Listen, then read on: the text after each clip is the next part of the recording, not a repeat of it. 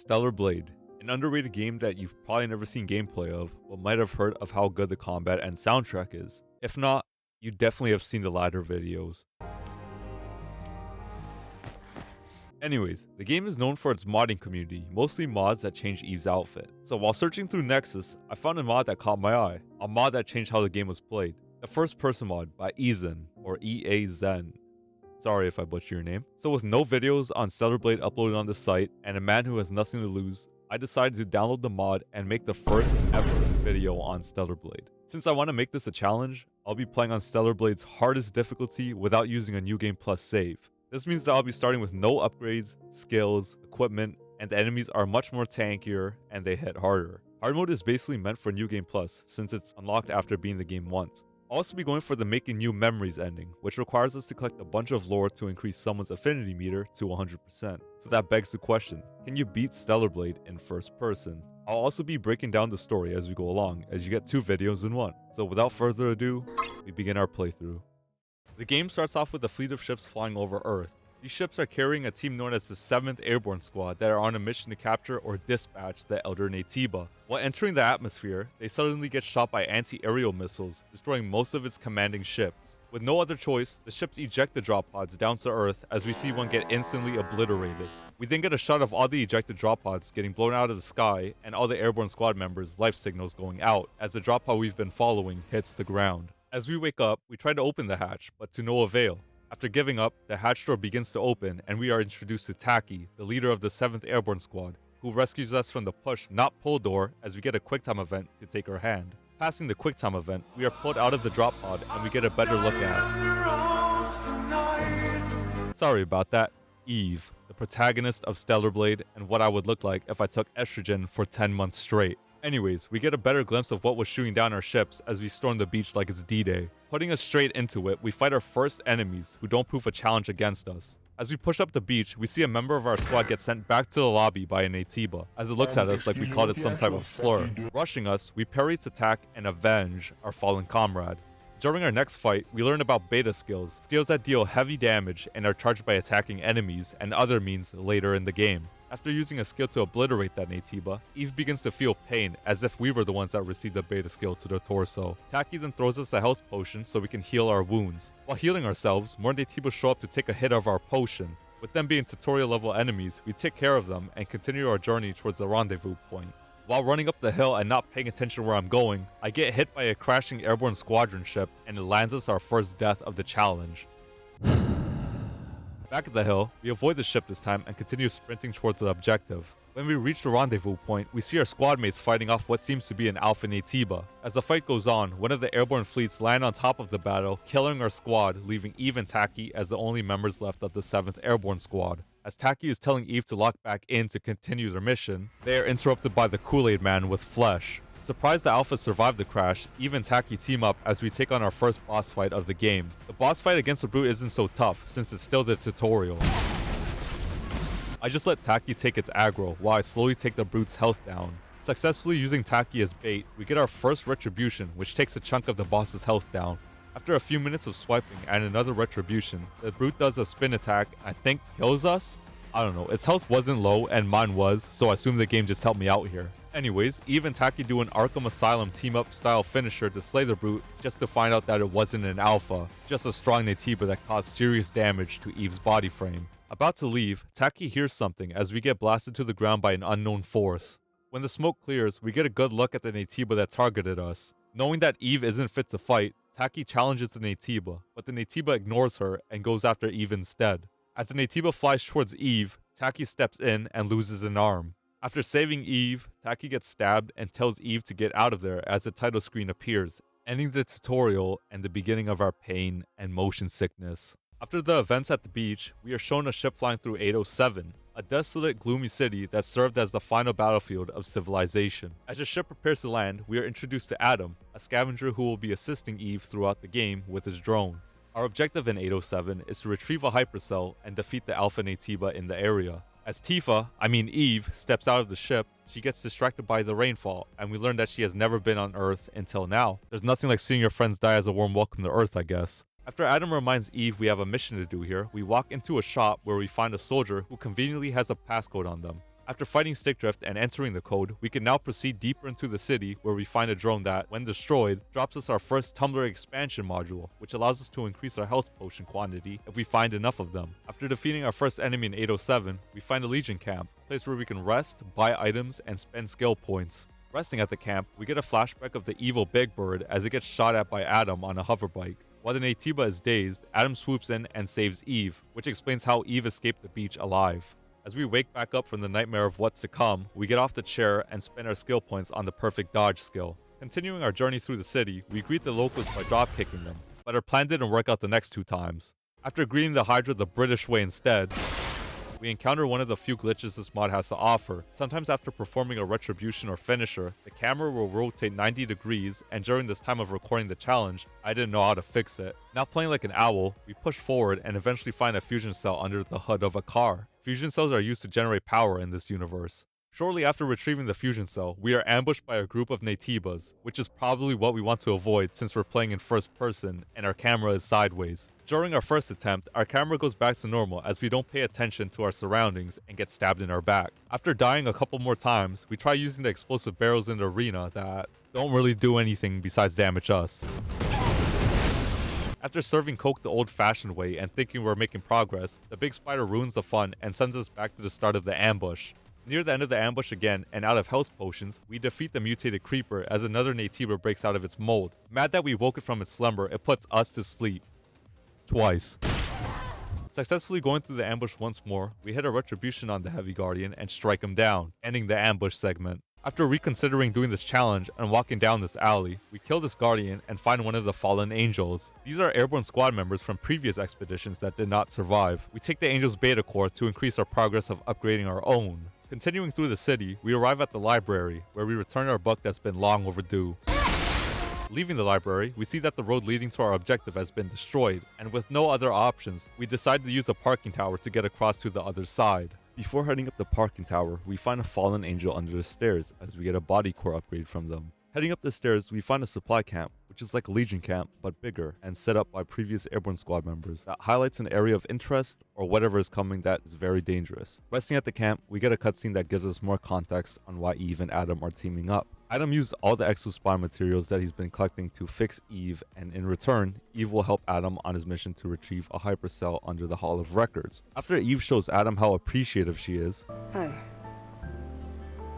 we get up and head over to the upgrade station where we upgrade our Blood Edge with a weapon core I don't remember finding. We also spend more of our skill points on learning Blink, which can only be used when an enemy is attempting a fatal attack. We can tell it's a fatal attack when the enemy's attack shines blue. Leaving the camp, we reach the top side of the parking tower, which introduces us to our first official boss, a Naytiba that thinks it's some sort of mythical god of lightning. Our first attempt was pretty good. In fact, we used almost all of our health potions before even getting Abaddon to half health. So after hitting our first retribution of the fight, we fail our blink check as Abaddon strikes us down. Our next attempt goes better as we get 2 retributions and get Abaddon to its second phase, which is short-lived because a few seconds later he sends us back to the supply camp. After dying a couple more times and hearing the beat drop of the boss track on repeat,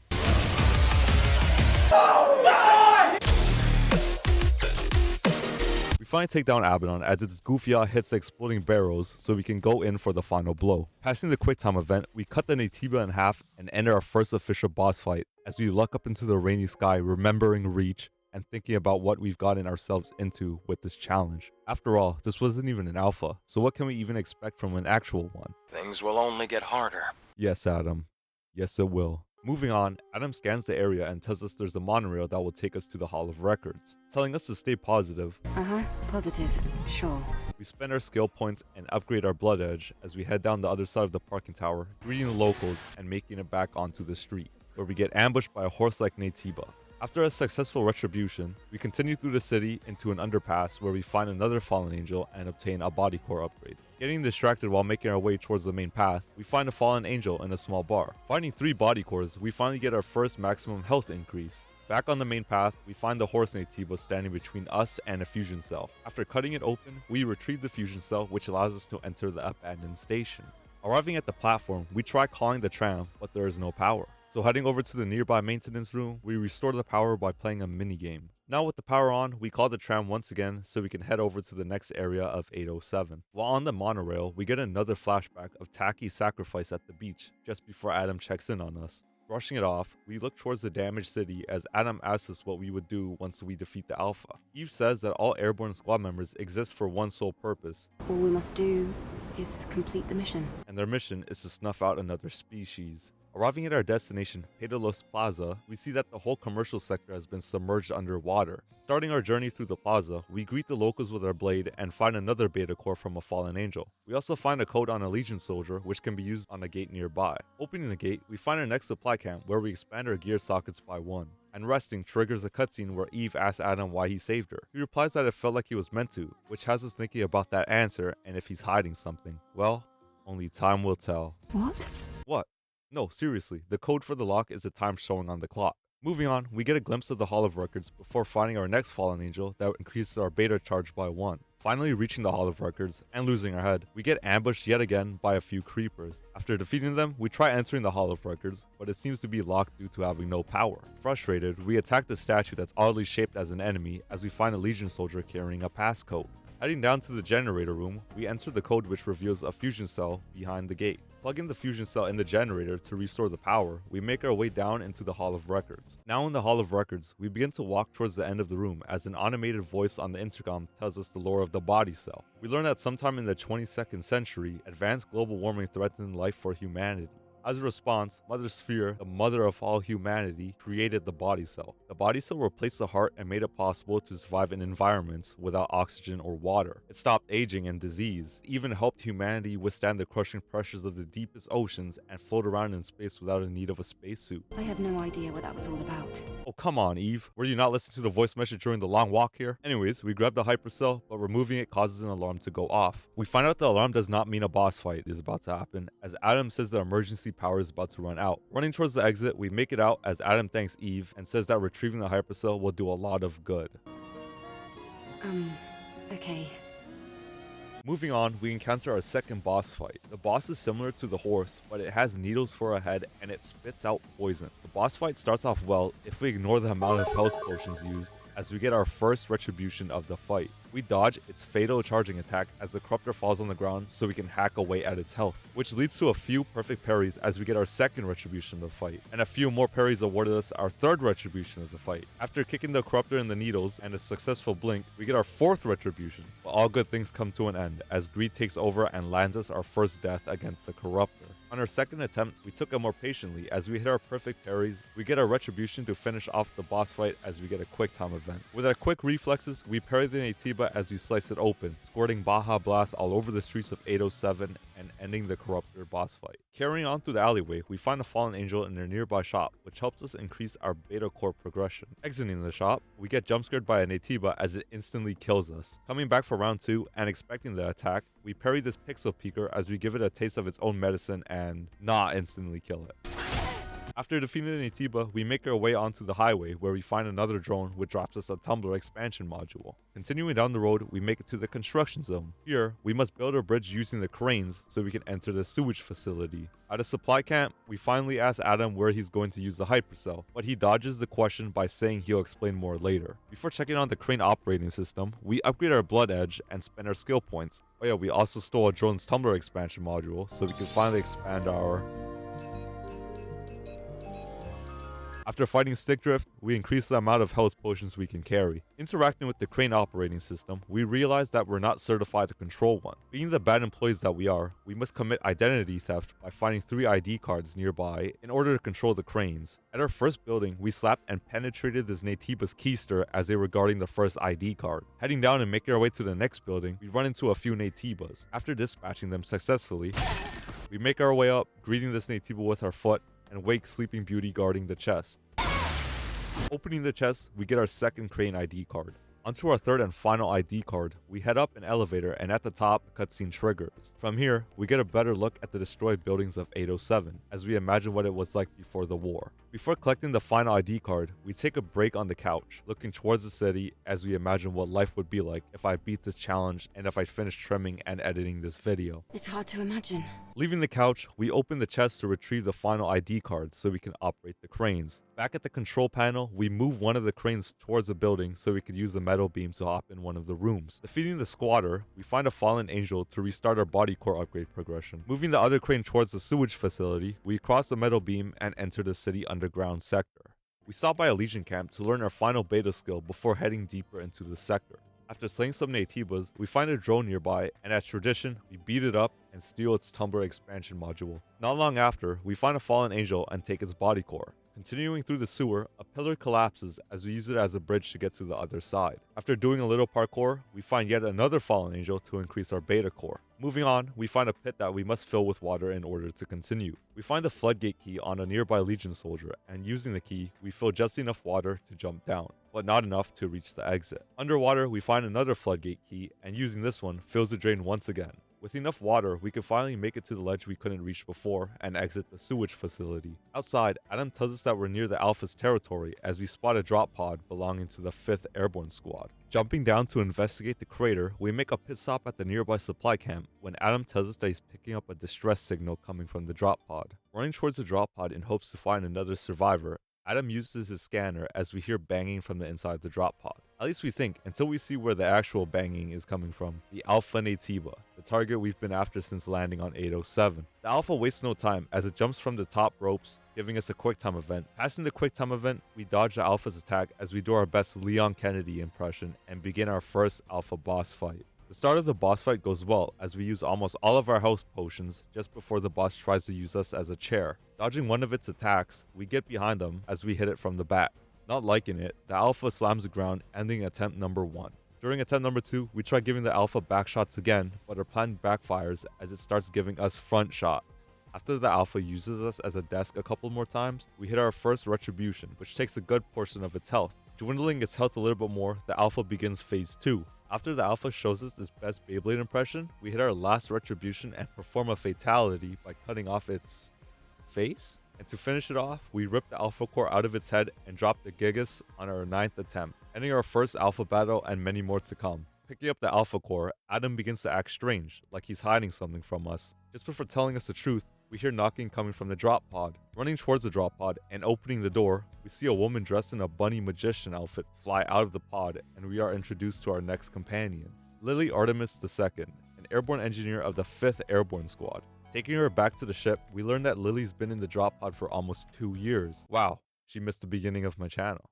Anyways, Lily tells Eve that she can be her engineering support. However, she'll need the proper equipment. Adam reveals that there's a city where other survivors like him live, and equipment that can be useful for Lily. The city is called Zion, and it is led by a spiritual leader named Oracle. Adam then asks us to help him save Zion, and in return, he and Oracle will help us take down the Elder Naytiba. The game gives us a choice, so of course, we choose not to cooperate. I'm kidding, you guys are here to watch me suffer, so we choose to cooperate with Adam and he flies us to Zion. Arriving in Zion, we see that it's a city tucked inside a canyon, isolated from the world and built entirely from scrap that was salvaged after the war. Landing at Adam's safe house, we get a better look at Zion. The streets are quiet, the bars are empty, none of the shops' lights are on, there's just no life. It seems like a ghost town here. Making our way through the empty city, we spot my favorite shop, as Adam says we'll learn more about the city in the presence chamber. Taking the elevator, we head below the city where we meet the best character in the game, the tabletop. Oh, and Rael, who lets us into the presence chamber. The presence chamber is where all the memories that did not make it to Mother Sphere are kept. It's also where we meet Zion's prophet, Oracle, where we show him the Alpha Core we retrieved from Gigas. He notices that we're trying to use the Alpha Core as a key to enter the Elder Naytiba's nest, but we can't use just one Alpha Core. We must fuse 4 Alpha Cores to create a Master Core, the actual key to the Elder's nest. After Lily asks the real question, we learn that Oracle has his personal link connected to the surface, which allows him to search almost everything with the right amount of energy. Well, as long as he filters the AI in his searches. After the conversation, Oracle asks the group to insert the hypercell we got from the Hall of Records. So we enter this dark room with a spherical device at the end of the catwalk. The device is known as the hyperdrive. Inserting the hypercell into the hyperdrive, we see these devices that look like servers light up the room. These devices are actually people who are in a deep sleep due to energy depletion, and this hypercell just extended their lives. Eve realizes that there's more to her mission, her purpose, than just defeating the Elder. She must save a city, the last city, from darkness. To do this, we must find 3 more hypercells to fully rebuild Zion and wake the citizens from their sleep. After learning more about Zion, we head back to Oracle to hear that his personal link has been stabilized, which means we can find out where the next Alpha Natiba is located. But before that, we get jump-scared by Atom Smasher! Sorry, wrong game. This is Sentinel Commander Man, Oracle's bodyguard. Anyways, Oracle says he doesn't have any phone signal, so he can't reach new areas. However, with more hypercells, he will be able to track the Alpha Natiba. So he sends us out into the wasteland to find a place called ALTESS LEVOIRE to retrieve another hypercell. Before leaving the presence chamber, Man gives us some encouraging advice. It won't be easy. Now out of the presence chamber and back on the streets of Zion, Adam asks us to retrieve something he ordered at a shop called Sister's Junk. He also tells us to look around the city while we do, and that's just what we do. Our first stop is at the Drink and Drink bar, where we get our first side quest to help this man named Sue repair his partner, a singer named Enya, who looks like something out of Freddy Fazbear's Pizzeria at the moment. Our next stop is Sister's Junk to pick up Adam's package. Here, we meet Kaya, the shopkeeper, who gives us another side quest to search for her bike and a trunk that she left behind while escaping a group of Natibas somewhere in the wasteland. After retrieving Adam's package, we head to our final stop in the city, which is the alleyway, where we pick up this lore piece and begin filling our Lily affinity meter for the ending we're trying to get. We also meet Roxanne, an info dealer. You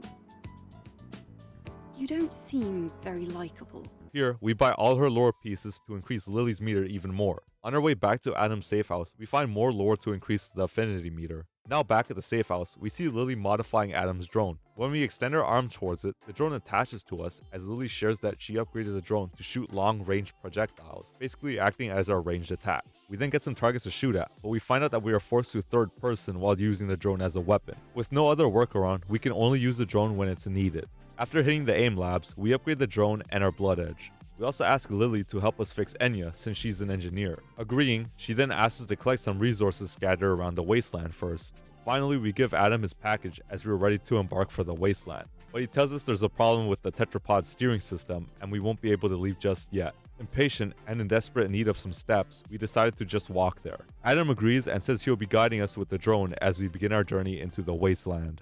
Arriving at the wasteland, we see nothing but dry land and a huge canyon, or to some, Arizona. Feeling thirsty, we hit up the nearby supply camp for a cold beverage. However, we find out that there's no power and the machine ate our coin. So now broke, we take up a job as a technician as we head towards the nearby solar tower to restore the power. Making our way towards the solar tower, we spot a vehicle moving towards us. After halting it American style, we see that it's just Emil from Nier Automata. Emil acts as a merchant where we could buy collaborated, but we're not here for that. We're here to restore power. Anyways, arriving at the solar tower, we speak to one of the service drones as they request for assistance due to the current drone functionality causing the solar tower's reboot sequence to fail. So heading up the tower, we see service drones that can be used as platforms to carry us upwards, at least if stick drift can keep me on.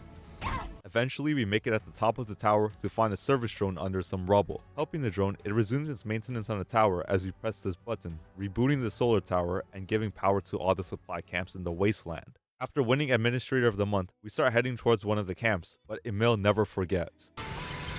Continuing through the wasteland, we spot 2 hedge boars guarding a drone. After defeating the Natibas and the drone, we get a copy of the mind map for Lily. On the path towards ALTESS LEVOIRE, someone calls us through the airborne squad channel and asks us for assistance. Adam tracks the signal to a dump site and thinks it'll be worth our time. So making a detour, we head towards the location and find ourselves in the scrapyard where we see a drone trapped under scrapped cars. This little guy is Digger, a talking drone that was calling for assistance earlier. After Eve learns that she shouldn't attack all the drones she sees, Digger asks us to perform a manual reset on the clock crane system. To do this, we must operate the ticker, buzzer, and clunker in that specific order, but we get distracted by his robot dog. Anyways, activating the devices in that order lifts the clock crane system and freeing Digger from the accident he somehow got into. Checking in on Digger, we find out that the drone and Adam know each other. Adam introduces us as Angel, where we learn that it's the unofficial name for the members of the Eve Airborne Squad, which means that the Eve we're playing as isn't actually named Eve, but the Airborne Squad she's part of. I'm Eve. Well, never mind, she said it herself. Moving on, we ask why Digger can talk, but the drone says they hope to share their fantabulous hypothesis with us someday. Talk about teasing another side quest. While here, we buy another mining data copy from Digger and open this chest that contains a WB pump for Lily before heading into the Wasteland Basin, where we make our way towards... Why do I hear boss music? Oh, you gotta be...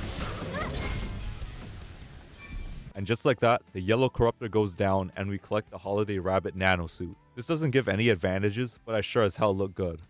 Anyways, we arrive at the scrap plains where we find a pile of junk. At the top of the junk, we find Kaya's bike and the trunk she asked for. Retrieving the trunk, we continue our stroll towards ALTESS LEVOIRE until we get stopped by some Naytibas. Slaying the Naytibas, we hear banging coming from inside a nearby container. Opening the container, we find a scared citizen who asks us to look for his bodyguard. Not wanting to do a side quest that isn't relevant, we close the container. Sorry, bud. Moving on, we find the Eagle-Eye type exospine that specializes in using the range attack, which will greatly help us soon. Heading down into the canyon, we find a chapter of Trial, which increases Lily's meter as well as another fallen angel, which finishes our body core and increases our maximum health. Finally, we reach the entrance of ALTESS LEVOIRE, with someone just standing in front. Menacingly. Approaching this person, we find out it's just Royal Guard Quail, who is ordered to protect the ruins from anyone who isn't qualified. And to be qualified to enter ALTESS LEVOIRE, we must defeat Quail in a duel. With no other choice, we challenge the Royal Guard. During our first 2 attempts, we get our ass kicked, but the 3rd time's a charm, right? Right, as we're the ones attacking, parrying, and missing our kicks this time. Eventually, we defeat Quail and gain access to ALTESS LEVOIRE. Very good. Before heading in, Quail warns us that the ruins have been contaminated by Naytibas for quite some time, and no one has made it out alive. However, she has hope that we will. How wrong she is. Stepping onto the elevator, we make our way down to ALTESS LEVOIRE. Now in the ruins, we hear growls of Naytibas, but as we reach for our blade, it doesn't activate, and Adam says the drone scanner doesn't work either. Luckily, equipping and using the drone as a weapon is available. Thanks, Lily. Continuing with nothing but our wits and a drone, we arrive at the research lab entrance. Something feels off as we enter the lab, since it looks so modern on the inside compared to the outside where the ruins look old. We find a data pad on the floor that's titled "You Are Fake" and talks about purifying the false world, which gives us progress on the Lily meter. Proceeding through the entrance, we encounter a purification scanner that scans Eve and labels her as not pure, and raises the flooring. Huh, weird. Playing Titanfall to get to the other side, we encounter our first enemy in ALTESS. Gunning it down, we are informed that it's a test subject. Just past that, we enter a room filled with capsules that hold specimens like the test subject from earlier for research. Could this be a facility that studied Naytibas, or worse? Past the capsule room, we get ambushed by a Naytiba that oddly resembles a scientist that we gun down with no hesitation. Not long after, we see another Naytiba, but more evolved and deformed than the previous ones we encountered. After dispatching it, we arrive in another sector of the lab that requires us to follow the tile sequence that oddly represents the PlayStation buttons in the correct order to get to the other side. Making it to the other side, we find ourselves in the specimen preservation lab. Here, we must power the— Jesus Christ, I'm here to play Stellar Blade, not Resident Evil. Phew. Anyways, we encounter the final evolution of these test subjects, the Defiler, which proves that these Naytibas in the lab are humans. You can tell by looking at the human skull on this variant's helmet and the scientist outfits. After getting a Kilimanjaro medal, we turn on the laser where we must align it with a dome in the center of the room using these panels. However, the laser can break the glass on the capsules, releasing the specimens. After breaking a few capsules and airing out the ops, we align the laser with the dome, causing it to overheat, shooting out a fusion cell. Inserting the fusion cell, we open up an elevator that leads us deeper into the research complex. Getting off the elevator, we arrive at the top secret research complex and enter the lobby that locks us in with lasers blocking our exits and Naytibas that start flood in. Well, I'm not trapped inside with them. They're trapped inside with me.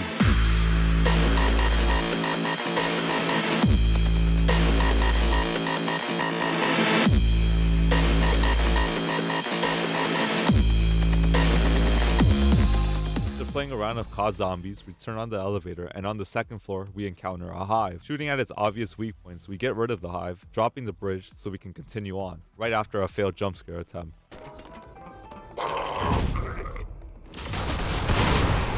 The deeper we go in the facility, we see that the contamination is spreading. After collecting the door code from the scientist, we carry on into the air vent. Surely it won't turn on, right? Dropping down, we may— oh goddamn. Getting close to the fan, we see that there's a hive controlling it. Shooting its weak points, we defeat the hive and stop the fan, allowing us to continue forward. We find a supply camp and blast a drone for their tumbler module before heading up and seeing— what the f. So our next boss fight is an Naytiba that consumed the hypercell. Great. Starting the maelstrom, we take this time to charge our laser, but it gets cancelled as a test subject interrupts us. The Naytiba tries using our own move against us, but we get out of the way. Finally being able to use a Miku beam, we do barely any damage. Trying the shotgun and the rocket this time, we do a lot more damage. Rinsing and repeating the steps of stunning and shotgun blast, we eventually run out of ammo on both our main DPS weapons, so we whip out the old reliable and take down this bullet sponge of a boss and end our nightmare of a bladeless run. With the hypercell retrieved and while preparing to leave, we notice a legacy floating nearby. A legacy is a device that holds records that were left by a previous airborne squad. They leave important information for the squads that come after them. Playing the legacy, we are introduced to Raven, who is part of the 2nd Airborne Squad. This record takes place 8 days after their dive, and she, along with 2 other members, Ripley and Annis, are the only survivors left. While down here, Raven discovered new lore when she was searching through the data. Apparently, there was a war that took place before the final war.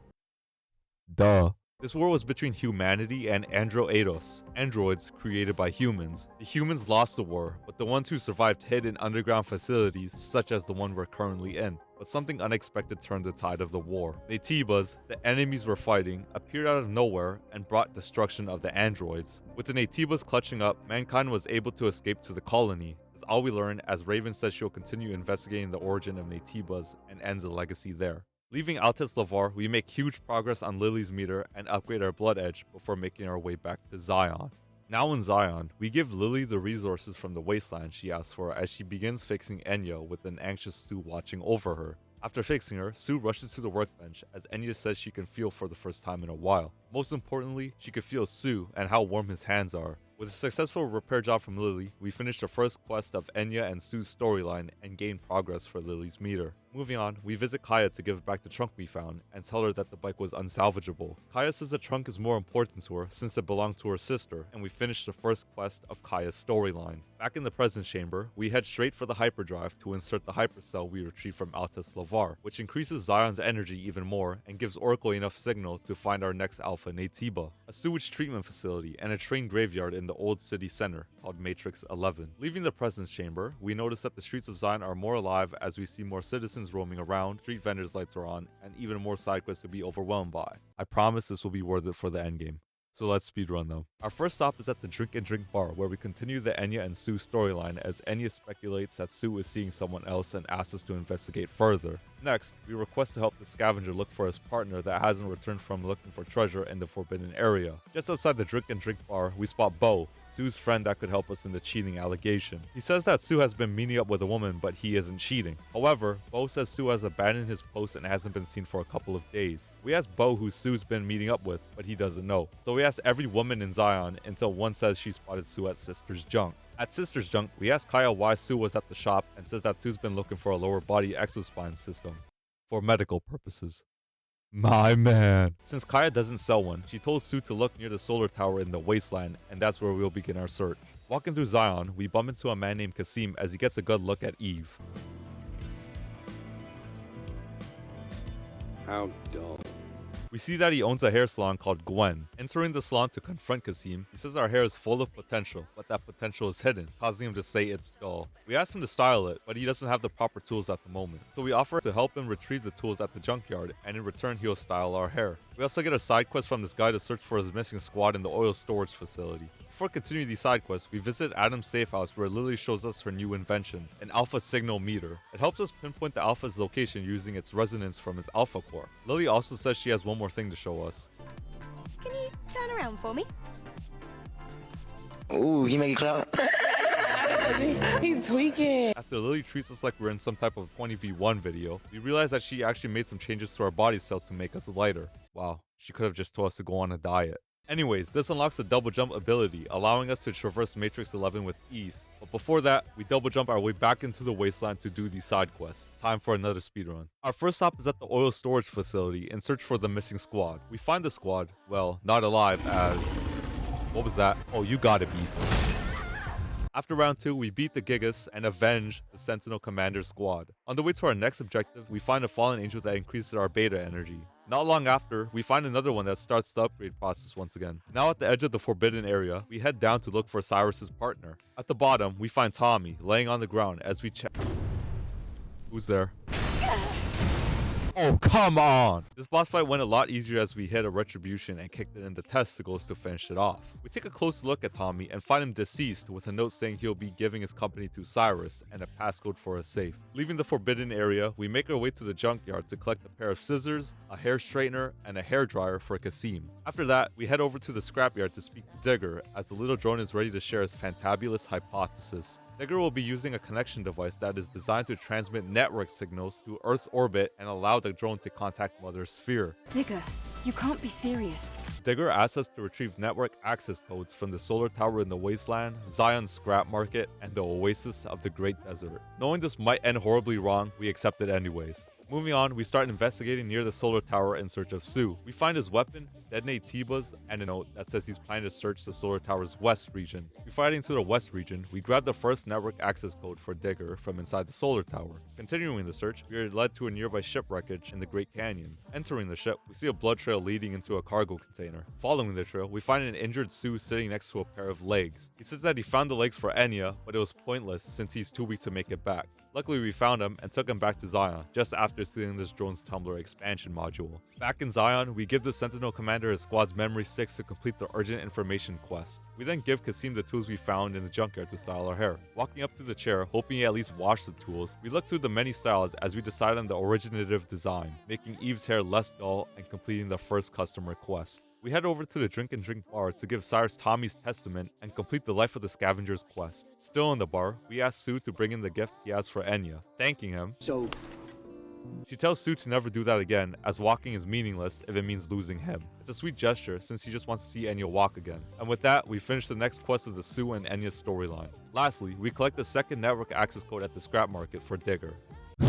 Now with time to ourselves, we upgrade our blood edge, increase our tumbler count, and expand our gear sockets before finally making our way to Matrix 11. Flying over the old city center, we land on top of a parking tower and find ourselves at the entrance of Matrix 11. Before heading down, we felt the need to use the washroom. However, the stall was occupied by a deceased scavenger. We retrieve their memory stick and increase the Lily meter. Not wanting to go to the washroom anymore, we ride the elevator down to Matrix 11. Kicking the doors open since nothing in this universe works properly, we arrive at the old subway system where we begin searching for the next Alpha Core. While walking through the subway, we encounter these headcrab type enemies called Skullings, which were no problem to take down. Continuing on, we see a Skulling climb onto the head of a deceased employee and use its body as a host like its half-life. Defeating the host, the Skulling drops onto the floor, making it an easy battle for us. Shortly after that, an Itiba really busts down the door without knocking and receives a sweet chin music, putting it to sleep. After getting lobotomized by the door, we take the Tumblr expansion module from this drone as we make our way.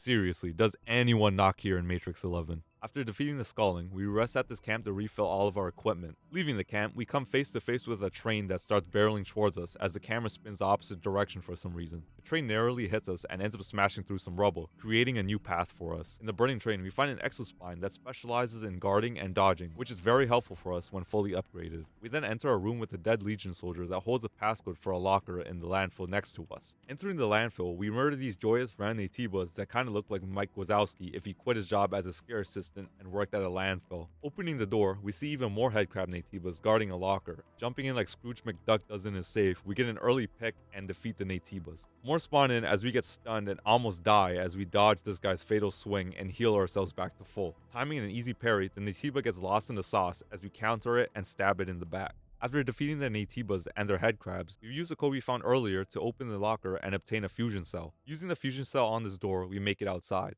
Slaying the Natibas and this hive, we find a fallen angel that starts our body core count again. Resting at the camp, we find ourselves on a collapsed rail bridge. Making this treacherous journey to the other side with a scared Adam watching us. Eve, whatever you do, don't look down. We eventually make it and use the zipline to continue up the bridge. Now on the next level, we use another zipline that leads us into a hanging train, but the train detaches and falls into the abyss, almost taking us with it. We're not safe yet, as the train we hopped on begins to slip off the bridge, causing us to fall. Passing the QuickTime event, we lose our head as we grab onto the railing and hang off the train. Hopping back up, we run up the aisle towards the next train car, but we get knocked down as we make it. Passing another QuickTime event to dodge a barrel, we hop on top of the sliding train like we're playing Subway Surfers as we begin to run to the ledge. Passing one last QuickTime event, we grab onto the bridge as the train joins my haters. In the bottom pits of...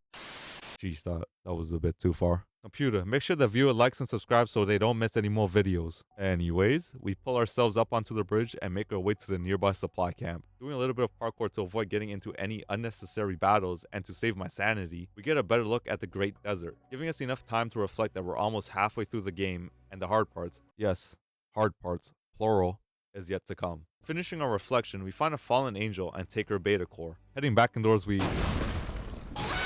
Sorry about that. We find another fallen angel and take her body core this time. Continuing up, we hear a screech that shakes the train car as we arrive at the rail yard. Entering with caution, we get ambushed by an ATIBO with a head for a chainsaw as we get our first boss battle in Matrix 11. The beginning of the fight goes wrong as the stalker starts slapping us like we're in some sort of slapping tournament. Eventually, we turn the tables as we get a retribution and a quick time event to deplete some of its health. The stalker confuses itself with a car and tries to run us over, but we dodge it, and after damaging it a little, we start phase 2. It was short-lived as we get too greedy and took our first L against the stalker. After failing a few more times, on our 6th attempt, we get behind the stalker as we perform a huge triplet skill attack. Passing the quick time event, we dodge the stalker's attack, bring it to the ground, and slice its face in half. After defeating Chainsaw Man, we unlock burst skills. These are skills similar to beta skills, but they are more devastating. Moving on, we spot a train with bloodstains covering some text. Washing it off, we learn that it's a code that can be used for a nearby door. After stealing this drone's Tumblr expansion module, we enter the passcode to the door which leads us to a supply camp. While we warm ourselves near the fire in the supply camp, Adam says he's getting an alpha signal coming from below, and we must go through the sewer system to get there. I'd like to avoid getting wet. We then get interrupted by a deafening screech as we get a glimpse of where it came from. The strange thing is that it came from the Airborne Squad channel. Lily says the screech and the negative pattern from the Alpha Core match. Not knowing what's happening down there, we prepare to head into the sewers. Before that, we upgrade our Blood Edge, fully upgrade our Reflex type Exospine, and unlock all the burst skills to expand our arsenal. Now in the underground sewer, we find a passcode on this dead guy, and as we... Are you serious? Using the passcode we found, we unlock the chest and obtain a fusion cell which can be used to power this elevator. On the 2nd floor, we find the flood control system where we play a minigame which opens the floodgate and allows the water to fill the room. With the room now flooded, we can now cross to the other side of the room where we take this fallen angel's beta core to increase our beta energy and enter the rotten labyrinth. Destroying this drone drops us a passcode for later as we go on a little stabbing spree to take this fallen angel's beta core to start the count again. Speaking of taking, we take this drone's Tumblr expansion module just before opening this chest containing yet another fusion cell. The fusion cell powers a door that leads us to a place that oddly feels warm. The deeper we go, we find out that a group of survivors made this place their hideout, but it has been abandoned. We find a guitar, a piano, a bottle of wine, and a stuffed bear as this place had so much life. But we also find a dead body belonging to a person named Susan, who has a note talking about how there is no journey after dying, which increases Lily's meter. There's also a tack board with a sticky note from a person named Jay that says Mother Sphere's grace is a lie. It's all a lie, which also increases Lily's meter. Upstairs, we find a room with a couple of survivors that didn't make it and a shrine with a lantern holding a bunch of memory sticks of memories that didn't make it to Mother Sphere. Being considerate and as angels, we help send the memories where they belong, to Mother Sphere. After praying, we steal a chapter of trial to increase Lily's meter and the fusion cell on the table next to the shrine. We then break these wooden boards like it's siege as we use our first burst skill to defeat one of the defenders and eliminate the other with a kick to the face, increasing our rank to Diamond 1 and a beta trans type exospine as a reward. Inserting the fusion cell, we move on through the labyrinth. In the sewers, we find a fallen angel that we take a beta core from. We find an elevator that we can take down, but halfway through, a hive blocks our path, shooting out scaldings that infect the bodies on our lift. After the tense battle, we start the elevator again and stop at a supply camp in the temporary armory. While resting at the camp, Lily says she analyzed the screech we heard earlier and it translates to Kill me.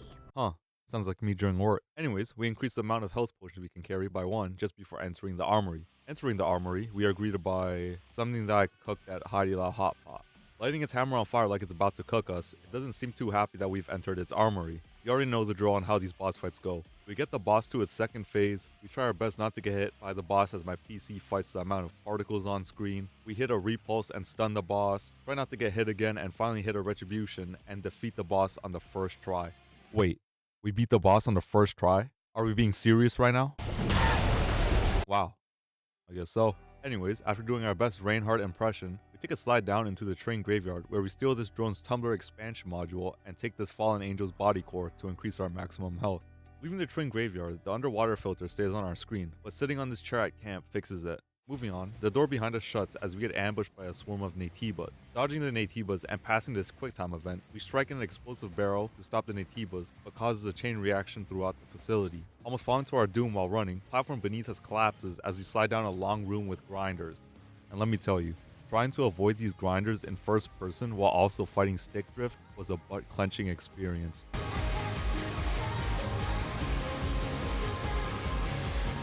Making it to the end on our first try and dropping onto a platform, a drop pod begins to fall from the roof as we never get any breaks here. Jumping across to another platform, we dodge the drop pod and end the clenching of my butt. Moving on, we head up some stairs, defeat a hive, and arrive at a supply camp. Here, we find another legacy from the 2nd Airborne Squad, but we don't play it as we might provoke the Naytibas, so we decide to play it after we retrieve the Alpha Core. Before continuing up to face the Alpha, we upgrade our Blood Edge and take this fallen angel's body core. At the top of the stairs, we enter the contaminated water purification plant, where the source of the Alpha Core is. Moving towards the center, we spot someone hanging in the air. When we get a closer look, we can see that it is Taki, as the screech from earlier deafens us. Taki then falls onto the ground as we wonder how she got here. Lily then tells us the Alpha signal is spiking as we find out that Taki is the Alpha.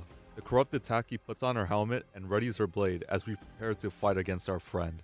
The fight goes well as we hit a successful blink and a burst move as we take Taki to her enraged state. Dodging her light show, we get a retribution and body slam Taki, taking a good portion of her health. After using all of our health potions, she drops her health to red as I use a Bally Time beta skill causing me to fall. Using a res token to continue the fight, we hit a repulse stunning Taki as we light her up with our shotgun. Dropping her health low enough, Taki grabs and throws us with her newly grown Naytiba arm as she destroys the water purification system, causing it to spin out of control and collapse, knocking Eve all the way down to the bottom. We then see an infected Taki float down as her helmet falls off, showing our friend's face once again and starting phase 2 with a banger of a soundtrack.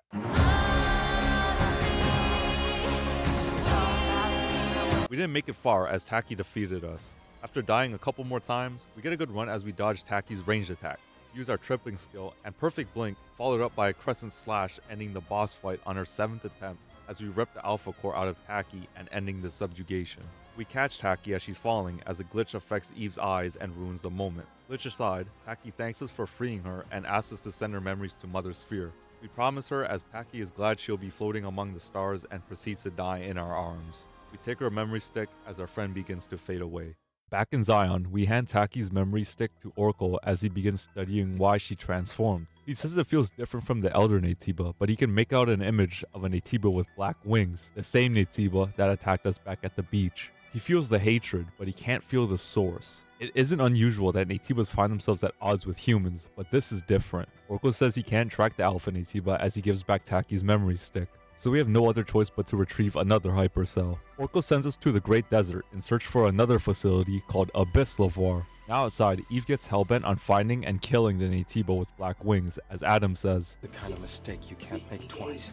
Eve getting mad at that, Adam says it's nothing and tells us to prepare for Abyss LEVOIRE. Before heading back to the safe house, we stop by Sister's junk as Kaya has a quest for us. Kaya says she and her sister, Kara, got separated as a scary monster ambushed them. She asks us to search for Kara in the Great Desert and bring her back home. Back at the safe house, Lily says she finished customizing the Taki device, which means we can use Taki's weapon and skills. Thanking Lily and saying that Taki would have loved this, we unlock Taki mode, which is like Spartan Rage from God of War. We also upgrade our Blood Edge before checking out the legacy we got from Matrix 11. Raven appears on the legacy again, which was recorded 52 days after the second dive. Raven is the lone survivor of the 2nd Airborne Squad, as it is unknown what happened to Ripley and Annis. Raven says she found a good amount of information from the lab's records and the memories from Legion soldiers. She talks about how we've always followed Mother Sphere's instructions as she was our guiding light, our god. However, she found out that Mother Sphere is actually a powerful artificial intelligence that was created by an engineer named Raphael Marx. Mother Sphere brought great prosperity to mankind, but changed her mind upon the creation of EIDOS. After seeing the potential of EIDOS over humanity, she decided to ditch mankind. If Mother Sphere is not the god of humans, then why do they worship her? This leaves Raven puzzled, as she ends the legacy there. While collecting our thoughts after hearing Mother Sphere's AI, Lily says that Raven's information is not credible. Adam then drops the bomb on us as he says that things usually exist because people make them, like us. After successfully rage baiting Lily, he says that the truth doesn't need to be kind, only true, as he shares that the people in Xion think Mother Sphere's grace is fiction, and hopes we will come to feel this way. Eve then interrupts the fight as we don't have enough information to form a conclusion, and to find more information, we ask Adam to take us to Abyss LEVOIRE. Flying through a sandstorm and making an emergency landing, we arrive in the Great Desert. We try using the supply camp, but like in the Wasteland, there is no power and we must reboot the nearby solar tower. We find an injured sentinel named Moo that tells us in order to reboot the solar tower, we must activate 4 service drones. Walking into the Breaking Bad Mexico filter, we find the first 2 drones no problem, but on our way to the third, we get interrupted by a Nitiba that travels underground. After defeating the Nitiba, we activate the 3rd drone, and on our way to the 4th, we find a dead sentinel with a note saying they've been attacked by a Nitiba with a saw on its head. Huh, sounds familiar. After activating the 4th service drone, we make our way to the solar tower where, you guessed it, the Nitiba with a saw on its head appears to stop us. After avenging the sentinels, we reboot the solar tower to clear the sandstorm and power the supply camps. We make our way back to Moo to tell him the solar tower is back on, but we're too late as he passed away from his injuries. With the dust storm now gone, we make our way to the oasis to relieve some stress.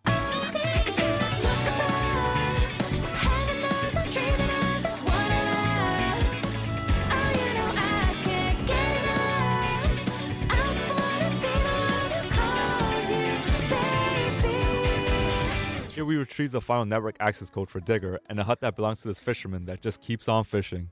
Hey, can you hear me?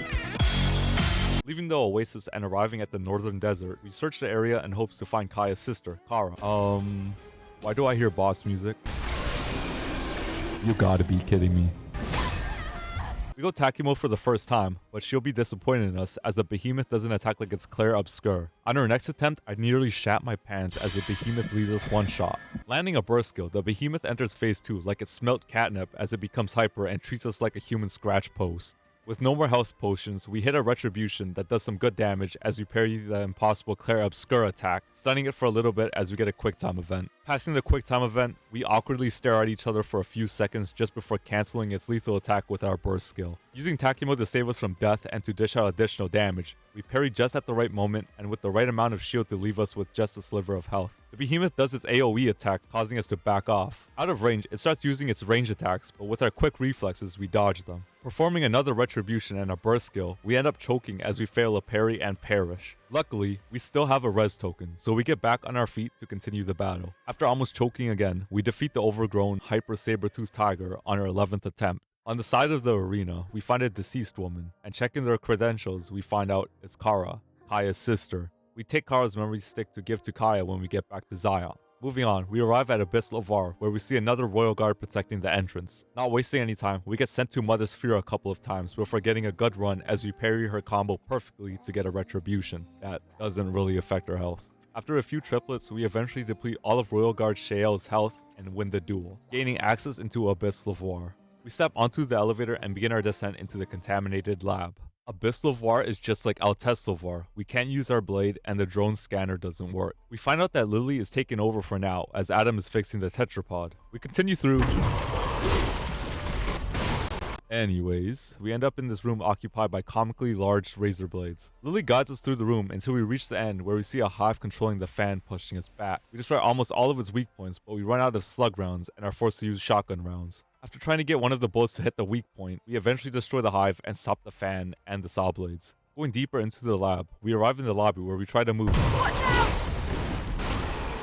We then find ourselves in another capsule room, similar to the one we saw in ALTESS LEVOIRE. Not wanting to deal with any of the enemies, we make a run towards the other side of the room. Now on the other side, we try to use the camp, but an Atiba snuck into the room as we lit it up like a Christmas tree. In the next... Can't you wait another week? We see a hallway filled with Natibas with a door in between us. The only problem is that we have to go through them. We find a tablet with lore that increases Lily's meter as we unlock the door to the hallway and begin to pay homage to the old boy corridor fight scene.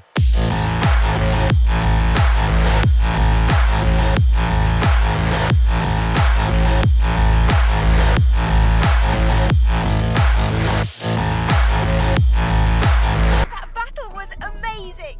Continuing on, we end up in a room with lasers, and we must turn them off by doing our best Ada Wong impression, and without the help of QuickTime events. The first half of the room goes well, as we're only watching one set of lasers that are moving from one side to the other. For the other half of the room, we must watch out for 2 sets of lasers that are moving. We get hit by the lower laser near the end, but it is fine, as it only took almost all of our health and our legs are gone. We make it to the end to switch off the lasers, and we're now able to progress to the other side. Moving on, Adam makes his return as we arrive in the research wing that's in ruins, and the water is spiked with some high voltage current. Since we can't swim across, we channel our inner Faith Connors as we must do some first person parkour like it's 2008 again.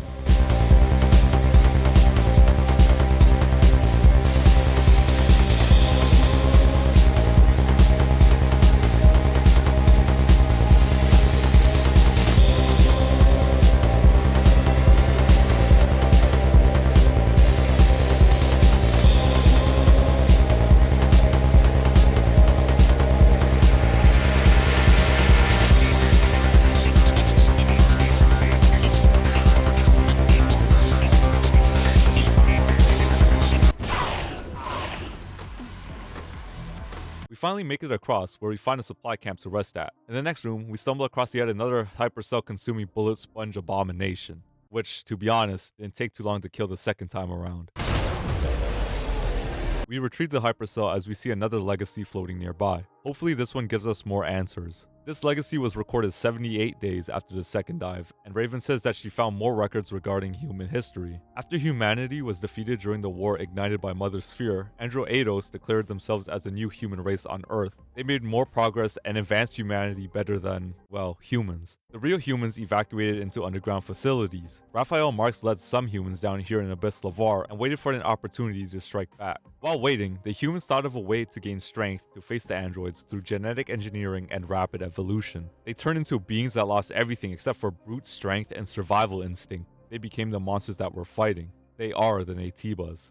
And with that big reveal, Raven ends the legacy as Eva and the crew learn that they've been fighting against and killing humans, which means that they are EIDOS, life brought into existence, created by Mother Sphere. However, Lily tries to gaslight us and says that we are human because we have complete bodies with living tissue and machinery? She also proves that Naytibas are human because they are made up of only living tissue. They can't adapt to different environments and they can't even survive in space. Huh.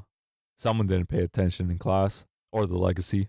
Eve thinks that EIDOS were created to solve such imperfections, but Mother Sphere decided to hide the truth from everyone.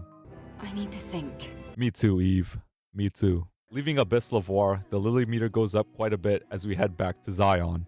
In the presence chamber, Oracle confirms Raven's legacy as true. We are indeed androids made by mankind. He explains the events further by saying that humanity's survival depended on a reorganization of the species. This conflict led to war and the extinction of humans. The surviving humans fled to the LEVOIRE, a facility meant for genetically evolving mankind. These facilities were the birthplace of Naytibas, so all this time we were fighting our own ancestors. The confirmation from Oracle leaves Eve speechless as he proceeds to tell us that the next Alpha cannot be found on Earth. He also says when we get back, he'll share the rest of the story, but then he says it'll be better to hear it straight from the Elder's mouth. What is this old man hiding from us? Leaving the presence chamber, we find out our next destination is at the end of the orbit elevator, which means we'll be going into space. Adam tells us to be well prepared before leaving as the Lily meter gets nuked as we're 90% away from completing it, which also means we need to do some side quests.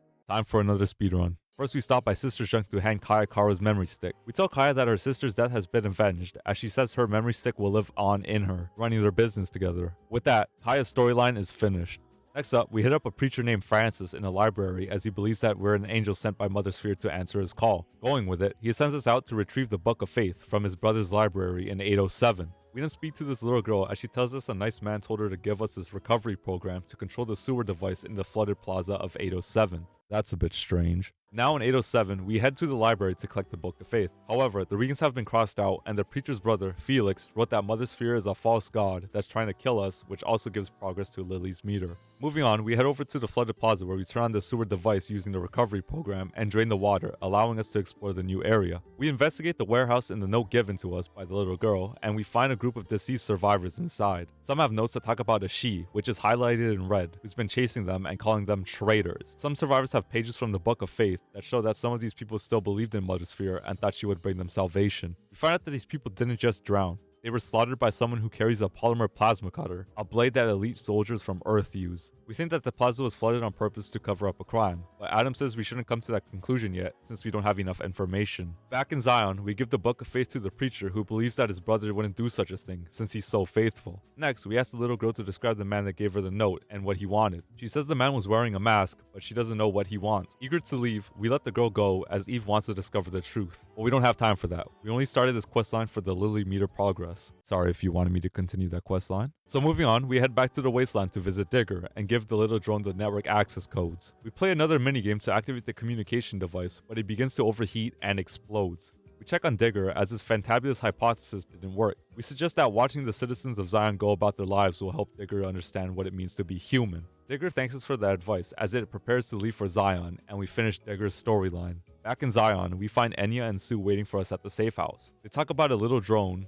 Wow, Digger got here fast. Visited the bar and heard Enya singing. Digger said it recognized the song and just left. They then requested to get more information out of Digger as it might have something to do with Enya's lost memories. Still at the safe house, Lily increased our sock count to equip an additional exospine. This helps a lot since we can now equip the beta trans type exospine and upgrade it fully. We also upgrade our blood edges damage twice before heading over to Digger's new spot in Zion. Digger says that Enya's voice matches another voice that sang the same song previously recorded in its audio archive. The drone tells us that it was recorded in the opera house in the Great Desert. Next, we speak to Francis again and he tells us that his brother was seen in the Great Desert. He tells us to go find Felix, and since we already involved ourselves with this, we head out into the Great Desert. We find Felix's hideout, and in the ruins there's a journal that talks about him finding a legacy with the voice of truth, and an angel's egg west of the hideout. The journal increases Lily's meter. Going west, we find a fallen angel, and taking her beta core increases our hours by 1. Now at the egg, we find a note that says he saw a figure heading for Abyss LEVOIRE. This note also increases Lily's meter. On top of a hypertube, we find Felix's lifeless body and a note that talks about the figure he's been following turning into its true form, an angel that killed him when spotted. If you haven't noticed, all the notes Felix has been leaving in the desert have this easy decipherable blue name, Raven. Now this can't be the same Raven from the Legacies, right? It's all mumbo jumbo.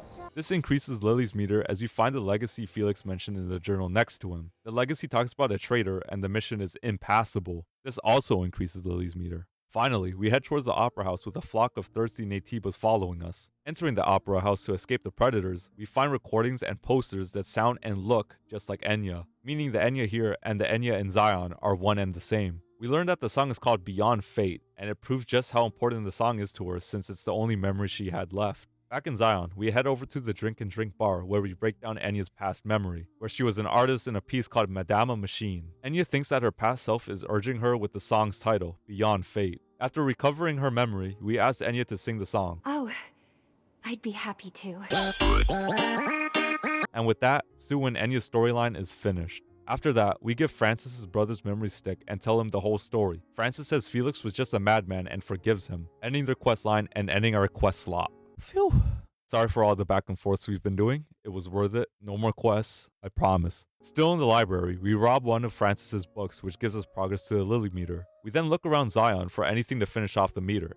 Eventually, we find a poster that completes Lily's affinity meter and unlocks the ending we're after. Back at the safe house ready to depart, the game hits us with a point of no return message once we leave for space. We say yes to continue, but before heading to the orbit elevator, and since we completed Lily's affinity meter, she asked if we can make a quick stop at EIDOS 9. She says there's a workshop that has something really important that she wants to bring with her. Since it's important, we agreed to stop at EIDOS 9. Arriving in EIDOS 9, we are greeted by aerial interception Naytibas, and we can't go any further unless they are dealt with. We land somewhere safe and begin our mission to get rid of them.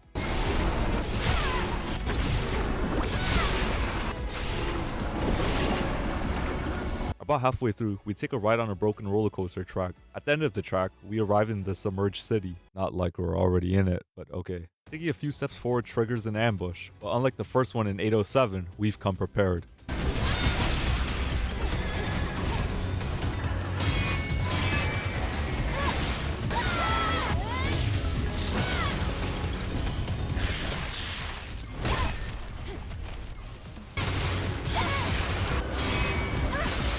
Beating the ambush, our camera glitches out, but taking out our drone fixes it back to normal. Moving on, we pretend like we're about to pack-a-punch our weapon in Shadows of Evil, but while trying to catch the other rope, we plummet to our death.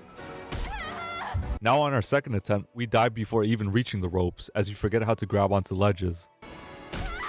On our third attempt, we do it properly this time as we make it to the other side without any problems. We eventually arrive at a supply camp where we take a breather. Adam says he's surprised that Lily survived here for such a long time, and Lily admits that there was a reason for that. After asking her what the reason was, Lily dodges the question and tells us to hurry. Makes you wonder. At the top of the building, we see a fence blocking our view. Curious to see what's over. Oh, you gotta be kidding me.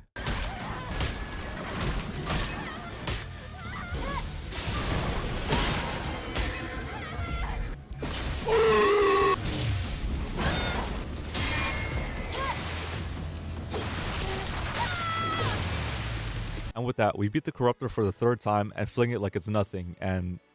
Wait, why did I come up here again? Seriously, what did I need from up here? Well, anyways, we take the track down and continue removing the anti-air Naytibas. Circumcising the final anti-air Naytiba, we clear the skies for Adam to fly the tetrapod over to Lily's atelier. Adam not giving us a ride, we take the roller coaster tracks. After doing a bit of parkour, we arrive at Lily's magnificent atelier, which somehow survived the flooding. Taking a nice and calm stroll around for the first time in forever, we enter the atelier and we see that fucking bird that I hate. That fucking bird that I hate. Lily heads down into her secret hideout, allowing us to take in the exotic scenery of the atelier. It's like seeing a small glimpse of what life was like before the war happened. After admiring the plants, Lily comes back up and reveals her secret. Lily shares that she wasn't alone here as we walk over to a sleeping chamber. Iberus was the name of Lily's colleague as she opens the chamber. Iberus was the colony's greatest hacker and the person Lily cared most about. Iberus fell asleep about a year ago due to body cell damage and hasn't woken up since. Lily takes Iberus's memory stick and shares that it contains a deep algorithm hacking system and her friend's memories. This is what Lily wanted to collect from EIDOS 9, Iberus's legacy. Lily says goodbye to Iberus as the chamber closes and we leave the atelier. Outside the atelier, we increase our gear sockets to the max and upgrade our blood edge's damage before leaving for the orbit elevator. Flying towards the orbit elevator, we ask Adam if this is where the Alpha Core is located, but he doesn't answer us. Asking if he's listening, Adam says he received a message from XION and he must return there immediately. Not wanting to back out, we decide to go on alone since we already made it this far. We tell Adam to drop us off, then he can head back to XION. Already having second thoughts, Lily jumps in and says she has an idea. She tells Adam to leave the drone operation to her, while Adam takes the hover bike back to XION. Adam not liking that idea, he asks us if we agree with Lily, and of course we do. Defeated, Adam tells us not to overdo anything while he's gone before leaving the tetrapod and making his way back to XION on his hover bike. Now with just the two of us, we land and begin our journey towards the orbit elevator as we find ourselves just outside the Orca space complex. Spotting our first enemy, we do something a little stylish as we pretend we're playing Assassin's Creed 3 and assassinate our target. But we notice this isn't just any enemy, this is a Naytiba with machine parts. Does this mean they were experimenting with androids as well, or is this something completely different? Getting closer to the space complex, we do try to do a little stealth in this area, but his dog catches us and gets neutered in the process. After clearing the area of enemies, we arrive at the control room where we close the floodgate to reveal a room hidden behind the water. Entering the room, we see a Naytiba hiding in the corner as it jumps on our leg and starts licking our foot. Defeating the pervert, we retrieve a code from this Legion soldier. Climbing our way across the floodgate, we use the code to unlock this door, allowing us to venture deeper into the space complex where we find a fallen angel not long after and take its body core. Moving on, we rest at a supply camp and enter the hypertube room, the only route connected to the space center. Before doing anything, we find another fallen angel behind a fence and take its beta core. Jumping down, we defeat a few Naytibas and turn on the hypertube's power link device. We must turn on 3 link devices to get the power running back to the hypertube. Defeating some Naytibas and using all of our health potions, we turn the first link device on. However, the second link device is tougher to get to since it's guarded by a beefy Naytiba with a shield and a cylinder that has a gun. Performing a successful blink, we take our eyes off the ranged Naytiba as it shoots us in the back, zeroing us. During our next attempt, we focus on getting rid of the ranged Naytibas to make the fight easier. However, in doing so, we aggro the other shield Naytiba, which actually didn't go terribly as I dodged an attack using a perfectly timed burst skill. Being overstimulated by the amount of parrying I had to do, we end up staggering one of them and using our blink skill as our get out of jail card. We eventually defeat the Naytibas, but one has last stand equipped, so we finish it off with a good slash. After stealing this drone's tumbler module, we turn on the second link device. While making our way to the third link device, we get jumped by 2 Naytibas, sending us back to camp. We arrive at the third and final link device, where we shoot a support droid out of the sky, leaving us in a 1v1 against the toughest and chunkiest Naytiba of them all. After being brought down to low health by all of its attacks, we hit a Retribution, which is the only move I feel that can actually do damage to these guys. We turn on the final link device and restore power to the Hypertube, but as we're approaching it, we see that we're being stalked by something. It jumps away as Eve turns around. I can't believe COD timing followed me to Stellar Blade. Brushing it off as nothing, we enter the Hypertube where we get this cool segment of skating inside the tube while trying to avoid obstacles. Near the end, we get a quick time event where we must destroy doors blocking our path. After blowing up the doors, our ride gets interrupted by the stalker from earlier as it tries its best to remove our limbs from our body. During the battle of hype moments in Aura, we pass a quick time event as we kick the Natiba through the Hypertube's exit into an arena that doesn't involve us sliding down and begin the actual boss fight. We beat Belial on our second attempt as we get a Retribution. We cut the Natiba's arm off even though it just received a kick to the face. Mad that we removed its right arm, it flees through the roof and ends our encounter with Belial. We stopped by a supply camp where we discussed with Lily how different this Natiba was compared to the others. We felt strong emotions, especially hatred, maybe because, you know, we took away its right arm. We figure it will come back as we make our way outside and find ourselves in the space logistics complex, where resources and raw materials are sent to the orbit elevator. Taking a good look at the CN Tower, we make our way towards a bunch of cargo containers as we spot a security turret that fires plasma and will one-shot us if spotted. A crane holding a container conveniently stops above the turret, allowing us to shoot the lot, dropping the container and destroying the turret. However, dropping the container causes a chain reaction as we see a broken crane collapsing and almost crushing us. We run through the complex trying hard not to catch a container with our face, and most importantly, hoping my Amazon package wasn't in any of them. We make it to the end, but one final container desperately tries to send us to Mother Sphere as we get a quick time event to dodge out of the way. We're good now. We find ourselves in another section in the complex. This is where they transport shipments onto the orbit elevator. You're also probably wondering about the green sensors. If I pass through any of the sensors, all the plasma turrets in the area will come online and start blasting me. Catching a ride on top of a container, we make our way around the first set of sensors and end up on a conveyor system. Using the shipment crates and our nimble body to avoid the sensors, we find a fallen angel under a platform, and taking its body core increases our maximum health. Now at the final stretch of the conveyor system, we accidentally trigger a sensor and wake the plasma turrets. After peeing my pants while cautiously avoiding the plasma shots, we get to safety and pick up this can of liquid lightning as a reward. We rest at a supply camp before moving on into the next section of the space complex. Opening this door, we find ourselves just outside the Raphael Space Center. However, even more security turrets are guarding the entrance and they are currently active. So we must use the destroyed vehicles and barriers in the area as our cover. It didn't prove to be a challenge for us, and even this drone thought it was safe. Taking its tumbler module, we make our way towards the entrance, but seeing that it was too risky, we run back for cover as we dodge a shot that goes right past our head. Now attempting to enter the space center, we mistake the window as a sliding door, and with so much time wasted, the security turrets fired. Luckily, the plasma shot doesn't hit us directly, so we get back up and enter the Raphael Space Center through the wide open door. Now in the space center, we see that the contamination has already spread here, which means there will be Natibas around. With gate 3 being locked since there's no power, we head towards the maintenance room on the other side of the lobby where, oh my goodness. Not trying to take on 3 bullet sponges head on, we decided to take an easier route as we nuke this Natiba using the explosive barrels nearby. I don't know how these barrels can obliterate this guy, but not the spiders from 807. But anyways, after showing the Natiba the sun, we find a fallen angel and take his body core. We defeat more of the enemies here until we loop back to the trio. We managed to assassinate the heavy droid, making this fight a whole lot easier for us. Defeating the riot shield wielding, last stand using, hand holding Natibas, we access a console where we beat a little minigame to get the power back on, and most importantly, unlock the door to gate 3. Before proceeding through gate 3, we make a quick stop at a side room to show off my skills of dodging lasers and unlocking a new outfit for Eve. What? Sometimes you gotta look good while crashing out. After fighting stick drift to unlock new skills, we increase our healing potion capacity from 6 to 7. We try to use the elevator, but it seems to have no power. So we head over to the maintenance room next to us, where we run into our one-armed stalker again. However, he isn't one-armed anymore, as he regenerates a second one. The first half of the boss fight goes well, as we dodge all of its attacks and pull off a blink. We dodge its lethal one-shot attack, but shortly after, we get caught in Belial's combo and end attempt number 1. After failing a couple more times, we get Belial to 1 HP as we mistime a dodge and receive a massive blade to the face as a consequence. Using a WB pump, we get our second chance to finish the fight. However, Belial begins to regenerate its health and ends our run once again. Getting to its second phase again and dodging its opening attack, we get a nice retribution and take a nice chunk out of its health. Making a mess of my pants after that lucky dodge, we hit the Bellio with a few slashes. Thinking we beat it this time, it regenerates its health again. With no end in sight, Lily says she'll overcharge the railgun during its next recovery. Using all of our health potions and almost crapping my pants after seeing that blue flash attack while standing really close to it, we luckily time a burst skill to avoid Bellio's attack and stunning it for retribution.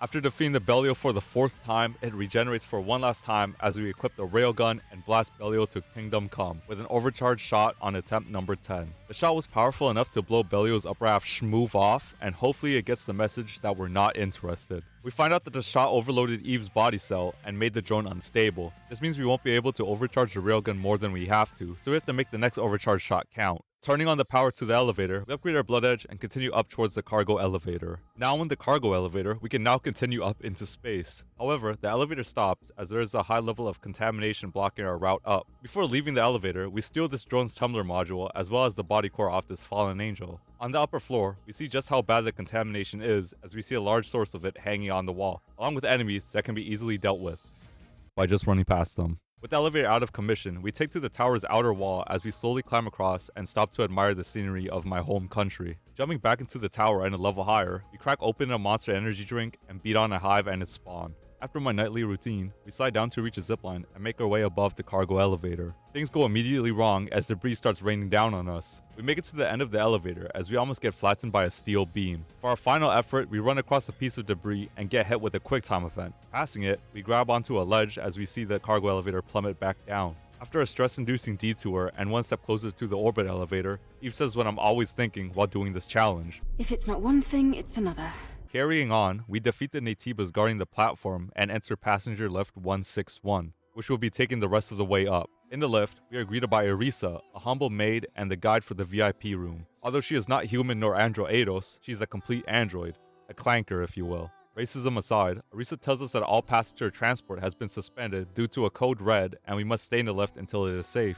Being impatient, Lily hacks the security system and deactivates the code red protocol, allowing us to carry on upwards to the Prestige Lounge. We head up to the family suite on the 2nd floor of the passenger lift, where we open the shutters and get a peek of outside again. We also see a fish tank that Eve mistakes as a liquid prison and wants to free them. So if you want to take Eve out on a date, do not take her ass to the zoo. Moving on, Arisa guides us to the 3rd floor of the passenger lift. This room is the recreation room.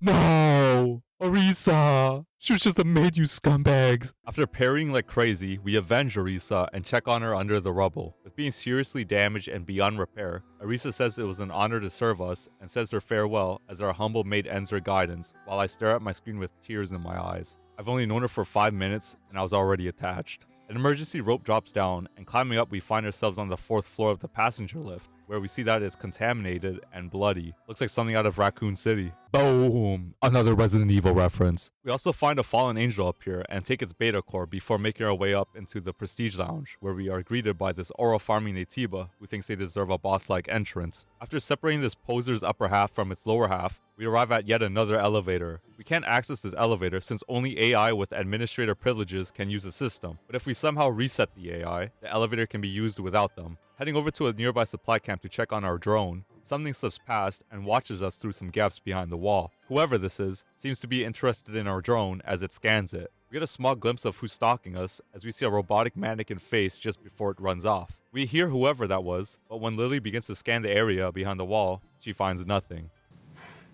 Ignoring it, we move on to the Vermilion Garden, which has a nice chill vibe to it, as well as beautiful cherry blossoms hanging from the ceiling. However, the vibe shifts as our drone gets sniped out of the air and we lose contact with Lily. We get a good look at some nightmare fuel as our stalker reveals itself from behind a rock. Yeesh. This is not an ordinary Naytiba, as it is made up of many different android parts connected by living tissue. The different android parts cause it to have very high intelligence, since it knew to target our drone first. The start of the boss fight goes well as the Karakuri opens up with a Miku beam that almost zeroes us. After a successful blink, we give the Karakuri a few slaps on the butt. A few slaps later, we get to its 2nd phase and get our first retribution of the fight, which removes a good portion of its health. Dodging its laser attack, it begins to summon its kin into battle. After dodging its laser attack 2 more times and avoiding the children, we thought things were going smoothly until we missed 2 parries and suffered our first loss. We used a WB pump to get back into the fight, but that was short-lived as the Karakuri finished us for good.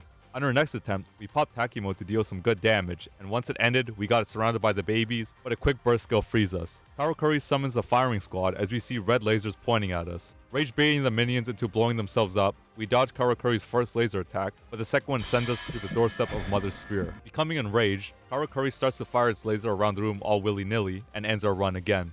On our 10th attempt, we get Karakuri to low health as it does the same to us with its AoE attack. Dodging the firing squad and another AoE attack, we rush the boss and finish it off. After passing the quick time event and wishing to be Karakuri at this moment, we rip the Amalgamation's head off and end the boss fight in the Prestige Lounge as we check on our drone and Lily. The drone and Lily come back online as we tell Lily what she just missed. We tell her that we were ambushed by an Itiba that used humans as a host, and Lily wonders if there'll be more at the top of the orbit elevator. Well, do I have news for you? But you have to wait. After defeating Grok, the AI resets, allowing us to enter the elevator where we see that we're now in space and heading to the top of Spire 4. The elevator stops near the top, so we must climb the rest of the way there. Now in the high orbit station, we take this Fallen Angel's beta core and increase our beta count by 1. Resting at the supply camp, we ask Lily if she can connect to the colony network, but Lily says she's not picking up any signal and it's like there's an invisible barrier blocking their communication, which also explains why it was impossible for Earth to get in contact with the colony, and Digger exploded. Getting up from camp and heading into the central core, we see that it's been completely contaminated, and Lily says it feels like we're in the eye of a hurricane as something begins to drop from the ceiling. Getting a better look at this thing, we can see it is another Natiba that fused with other humans into one being, sort of like the Witness from Destiny 2.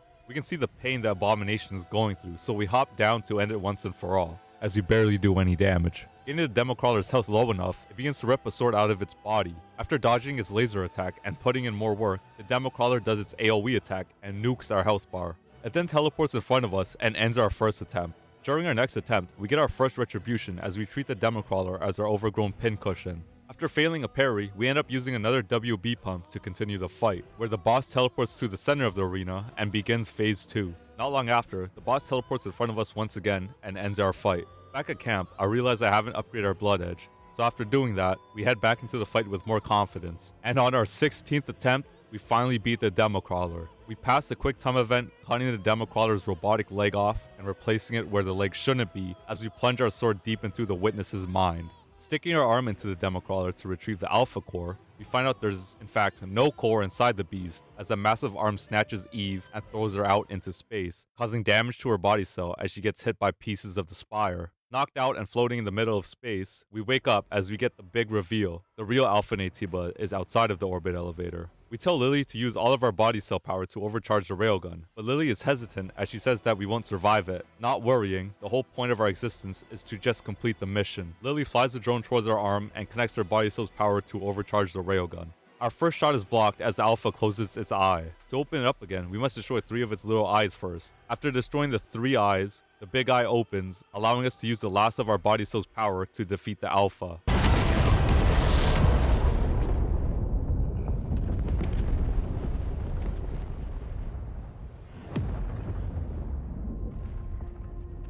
With the Alpha defeated and Eve entering Earth's atmosphere, there's no way to reach the Alpha Core. With nothing to do, Eve takes out Taki's memory stick and keeps her promise as she sends Taki floating among the stars. Eve, thinking she failed her mission, she accepts defeat as she continues falling down to Earth. Lily thankfully gets a signal from the colony since we destroyed the barrier with the overcharged shot from the railgun. She uses this opportunity to send out an SOS to the colony. Lily's call for help gets answered as we see something flying towards them. It transforms into some sort of exosuit that catches Eve and brings her down to Earth safely. Landing, Eve falls out of the exosuit as Lily gives her a big hug. Relieved that she came back alive, and Eve thanks Lily for bringing her back. We head into the tetrapod and ask Lily if she heard from Adam. Lily says she hadn't had any contact with him since he left for Zion. Worried, we quickly fly back to Zion and see what Adam was talking about. The city is being attacked. Buildings are on fire and citizens are dying. We tell Lily to get us on the ground so we can help out the city. Landing at the safe house, Lily tells us to hurry to the presence chamber as she's sensing an alpha signal coming from there. We make our way down,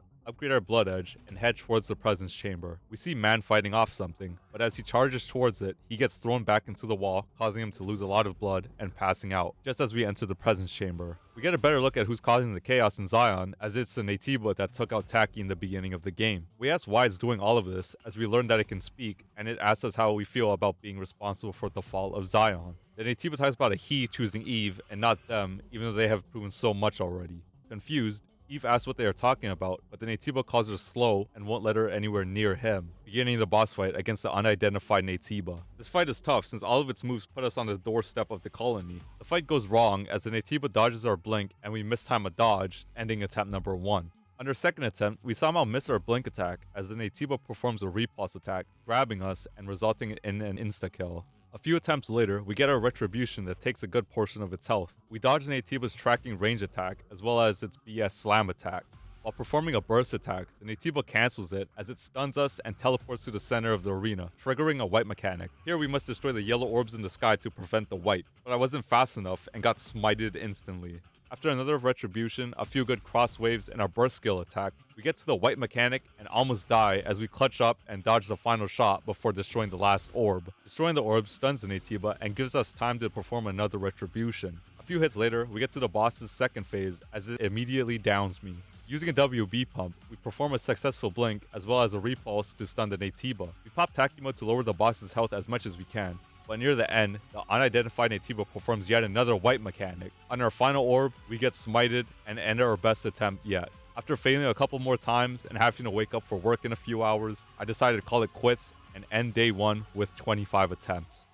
Coming home the next day, we had the most perfect run with 1 healing potion and a dream.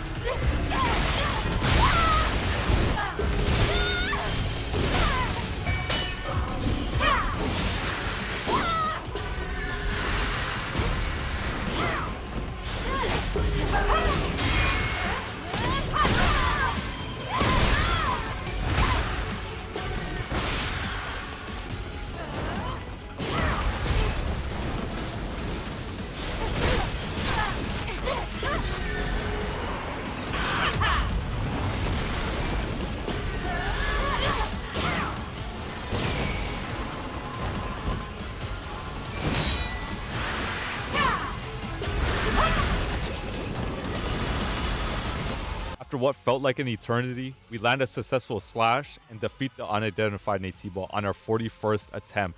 Passing the quick time event, we catch a ride on the Naytiba and have an epic battle in the air. Stabbing and cutting open the Naytiba as an unusual tip, we rip the alpha core out of the Naytiba and get our revenge. However, we see a human slip out of the Naytiba's body. We get a better angle and notice they look familiar.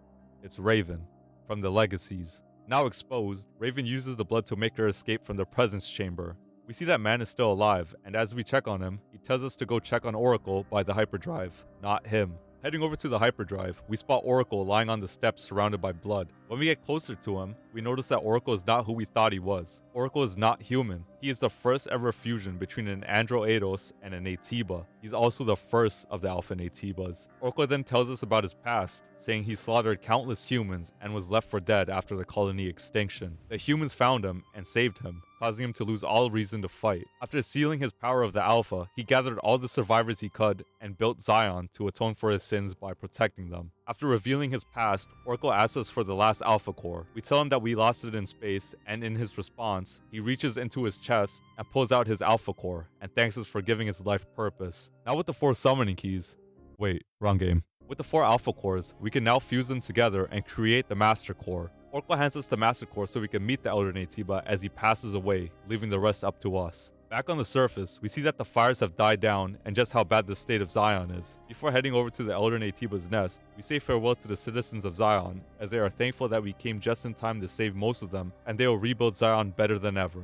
We end up buying a few WB pumps from Kaya and the last of the tumbler modules from Digger before heading back to the Tetrapod, where we increase our tumbler count by 1 and talk about how worried we are that Adam is not here in XION. Lily then remembers that Adam's hover bike is outfitted with a tracking device and she'll be able to track it down. Wasting no time, we make our way towards the hover bike's signal. The signal leads us back in the wasteland, but something doesn't seem right. Wasn't Adam supposed to go to XION? What's the bike doing here? We exit the tetrapod to begin our investigation, with Lily hopping in the exosuit to support us. Continuing down the path, we see a fallen colony module, and under it, another legacy left by Raven. Playing the record, we find out this one takes place 109 days after the second dive, and it shows Raven reflecting on her beliefs. She says that Mother Sphere was the one that saved mankind from ruin, but the peace up in the colony was only made possible because of the blood on Mother Sphere's hands. The humans that evolved into Naytibas made their way to the colony, and to prevent the colony's contamination, Mother Sphere destroyed the orbit ring and with it 30 of its space modules, like the one we're standing under right now. The orbit ring fell to the ground, causing a catastrophic wave that swept the Earth and wiped out civilization.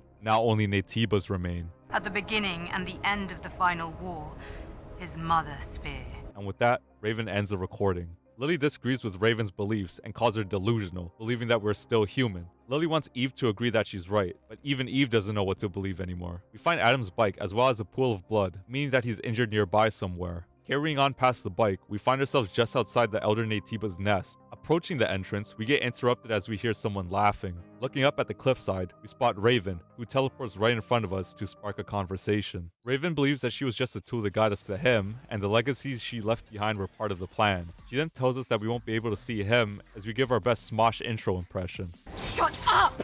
We then remind her that she shouldn't talk about truth after what she did to Taki, as we rush towards her, but Raven teleports behind us and says that Mother Sphere is the one that deceived us, and we would have remained ignorant if it weren't for him helping us find the truth. Raven reveals that she's been serving him for a very long time, and she knows him better than anyone. She knows his pain, his anger, and even his agony. But do you even know his favorite Pokemon? But she still doesn't know why we are the chosen one over her. We explain why she hates us so much. Gripping our blade, we tell Lily to stay back as this is our battle, making this the biggest mistake Eve has ever made. I'll tell you why. Raven is by far the toughest fight in Stellar Blade, not counting the DLC boss fights, since she's quick, has long combos, and has ranged AoE and skill attacks similar to Eve that almost always insta-kill us. Our first attempt didn't go too well as we barely did any damage to her and we missed a repulse attack, ending the fight in a matter of seconds. But we'll get her next time, right?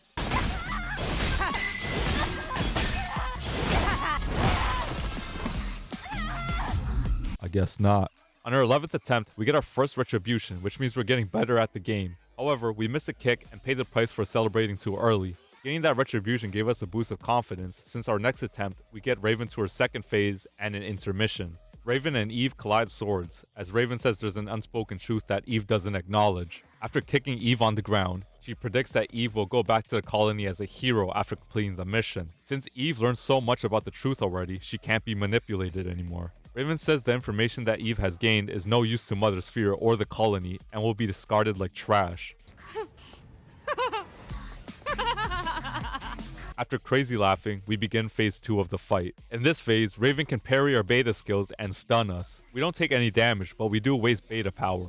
Popping Taki mode to avoid Raven's BS move, we put in some good damage as we perform a back-to-back blink to stun Raven. After Raven recovers, she dashes at us and performs a life-ending grab move as we mistime a dodge. Thinking we got this, we use a WB pump to revive ourselves, but Raven has other plans as she puts us back to sleep permanently with her wave dashes, sending us back to the Legion camp. After failing a few more times, I decided to call it a night and end day 1 of attempts with 24 Ls, wondering if this is even possible. On day 2, we come back firing as we hit our PB in damage. However, our burst skill fails to stun Raven and we find ourselves staring at the death screen before trying once again and getting the run we needed.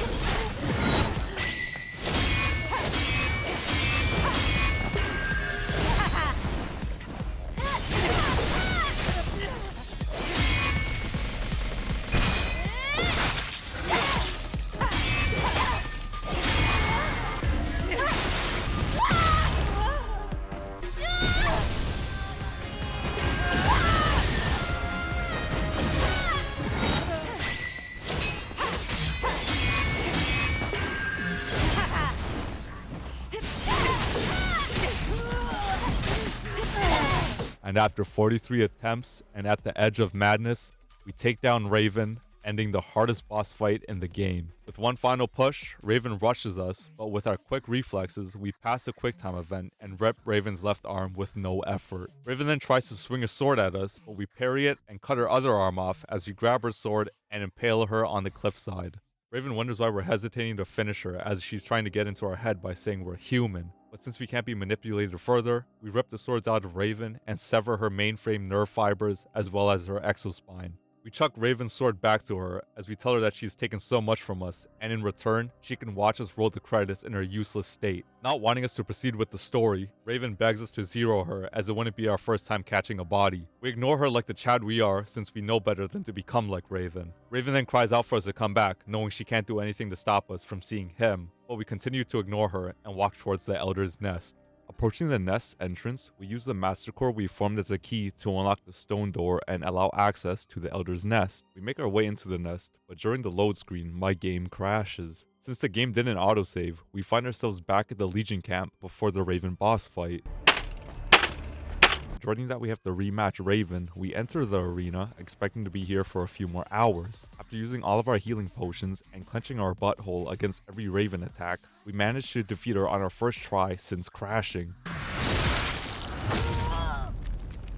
After first trying Raven, we finally enter the Elder's Nest without crashing this time. Strangely, the nest doesn't look how we've expected it to look. There's these giant blue jellyfish floating around, eggs everywhere, and nothing is immediately attacking us. It's peaceful. Journeying through the nest with our Titanfall buddy, we witness a Natiba hatch out of an egg, but I think it was a bit too early. We see more of the jellyfish, as everything here just looks natural and tranquil. Continuing down the road, we find a supply camp that was probably set up by Raven for when she visits the Elder. After spending our skill points and upgrading our equipment, we enter the main part of the nest with huge eggs hanging from the ceiling. Approaching the center, we spot Adam standing in the middle waiting for us with this golden white mold growing off him. Wondering why he's here, Adam shows off his wings and reveals that he's the Elder Natiba, the one that started it all. Disappointed, we ask him what he's really after since he pretended to help us under the guise of helping Zion. Adam says he wants atonement and wants us to heal, as he tells us that everything he's done is sincere. Crashing out, we ask Adam why our comrades and the people of Zion had to die, as he tells us to listen to him. He says that he's sorry for what happened to us and Raven, as she had her own motives in the end. He then shares that the EIDOS were created to look and act like humans in contrast to the Natibas that were just monsters. Right from the start, they struggled to coexist. The Natibas were not yet mature enough to accept the EIDOS, which resulted in war, and in the end, they gave up their humanity in order to survive. Adam tells us that even if all the Natibas were to disappear, it's impossible for the EIDOS to succeed the human race, as they were created entirely from scratch with no human DNA. We then ask him what he's going to do about it, as he thinks he's the one who can end it all. Adam says that he's been searching for decades for a way for the EIDOS and Natibas to all become the inhibitors of the human race. More specifically, an EIDOS with the most advanced hyperbody and a Natiba that has not succumbed to its hostile instincts are the two necessary ingredients to make this happen. Basically, Adam and Eve. Adam offers us one last deal to save the human race. He wants us to form a single evolved species by fusing together to become the seeds of a new human race. Lily then interrupts by calling Adam's plan insane, and there's no point in listening to him, as there's no proof that this fusion will solve anything. Adam agrees, but says that his wish to save the new and surviving humans is as sincere as unbelievable it may be. He then pulls out the last hypercell from who knows where and hands it over to Lily. He says Zion can still be saved no matter what choice we make. Adam says our mission is to eliminate him, and if we fuse with him, the Elder will cease to exist. Adam tells us to take his hand so we could save everyone, as we are given the option to take it or leave him hanging. Since we're going for the making new memories ending, we take his hand. Reaching out for his hand, Lily interrupts yet again, as she doesn't want us to do it. We then tell her the point of our existence is to eliminate the Elder Natiba and save mankind. After all, if an entire species is wiped out so another can remain, is that really salvation? If there's a way to save both EIDOS and Natibas, this is the path we must follow to the end. Reaching for his hand to create a peaceful future, we begin to glow. Adam looks at Eve one last time as he accepts his fate. After being flashbanged, we see Eve float back down with a new Elder-inspired look. Lily asks if we're still Eve, as we confirm that we're still the Eve she knows, but we have a man inside us now. Shortly after, the exosuit begins to tweak out as it locks Lily into the suit and activates war mode because it senses us as a strong Naytiba and arms their weapons. The suit then fires missiles at us, and we do our best to avoid them. Lily tells us the exosuit is moving by itself, as we assume it must be because the Elder disappeared. We find out this is a combat command sent from the colony as we begin the final boss fight of the game. Our first attempt went terrible, if you can even call this an attempt. After getting CTE, gunned down, and laser eye surgery a few more times, we get our first retribution on our 8th attempt, which barely does any damage, but that's something. Not long after, Providence goes to town on us as we fail to parry any of its attacks. On our 11th attempt, we end up getting grabbed by the exosuit to perform its insta-kill move, but by some miracle, we get a quicktime event to counter the move. Passing the quicktime event, we get some free damage on the boss. Getting Providence's health low enough, we enter its second phase as we get another retribution. Entering Taki mode to deal some more damage, we get grabbed as soon as it ends, and this time there's no quicktime event to save us, resulting in another failed attempt. After looking at the death screen a few more times, I decided to call it a night with 18 attempts so far. On day 2 of attempts, we find ourselves getting grabbed, slammed, and lasered just like the day before. That is until we hit our PB on our 32nd attempt as Providence does its wipe mechanic. After destroying its first shield, we get absolutely destroyed as I wasn't paying close enough attention to its attack. Now that we have enough confidence, we finally get the run we wanted.